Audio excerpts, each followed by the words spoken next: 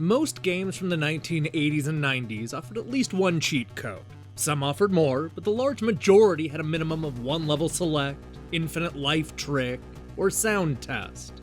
This was enough for some people, but not everybody. In an era full of impossibly hard shoot-'em-ups and frustrating platformers, gamers wanted to take control and play their games on their own terms. The 1990s player wasn't going to settle for one or two flimsy cheats. They wanted it all.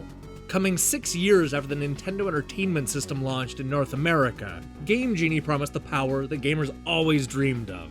By plugging in this huge golden chunk of plastic, you could enter codes to make Mario jump higher, run in the air, play new stages, and even get reduced down to simple letters and numbers. This simple device opened up old games in new ways, offering you the kind of cheats the developer never intended you to see. The whole thing was the brainchild of Codemasters, a company known for skirting Nintendo's rules with unlicensed games like B-52, Big Nose Freaks Out, and Fantastic Dizzy. Sensing they had something special on their hands, the company sold the rights to both Galoob and Camerica to distribute throughout North America.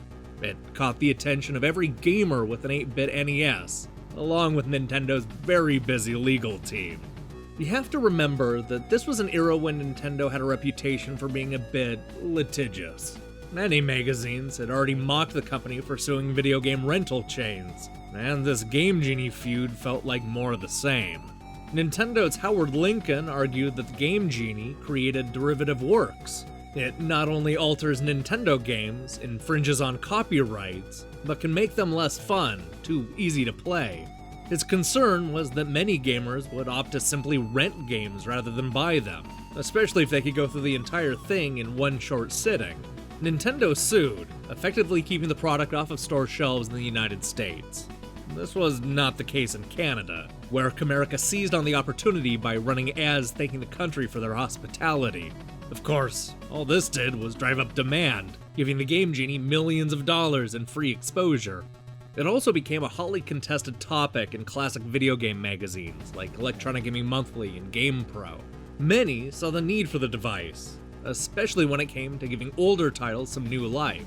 Most of the letters pushed back at the idea that they would buy fewer games, with many saying that it might actually give them reason to buy more games. The freedom to play these games in a new way is appealing, especially when you're spending that much money on a 2-hour adventure. Going back and reading the letters now, I'm actually a little surprised at how many people were strongly against the product on principle.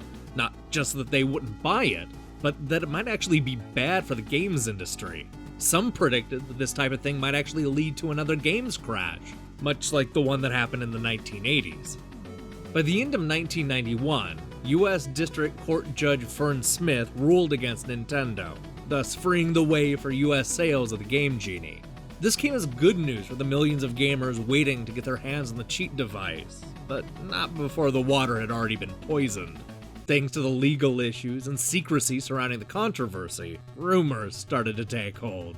You'd often see gamers make the argument that the Game Genie could actually ruin your games, despite no evidence backing up those claims. With the success of the NES device, we saw Galoob quickly come out with versions for the Game Boy, Genesis, and Super NES. This also led to a number of Game Genie clones, including the Pro Action Replay and Game Shark. This was a golden age for console gamers looking to mod their favorite carts. For me, it's not the level selects or the infinite life tricks that stand out, but how many of the codes verged on being completely broken. Everything would look and act normal, but then a few things would be off, and then suddenly everything would go crazy and the game you knew would cease to exist.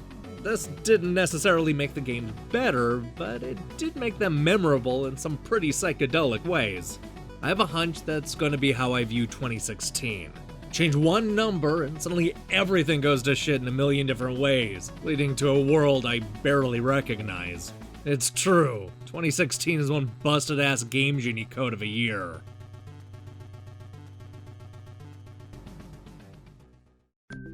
Hey, thanks for watching the final episode of the 32 Dangerous Cheat Codes. We did it! We got through all of the episodes and I didn't miss a single day. It's a holiday miracle. Thank you so much for sticking with all of these episodes, and I hope you've enjoyed this holiday feature. We're gonna return to normal next week with a look at some of 2016's best hidden gems, the worst games of the year, and a preview of what's to come in 2017. And we have a bunch of reviews to get to as well. But for now, I hope you have a great Christmas and, click that subscribe button if you want to support what we're doing here. Until then.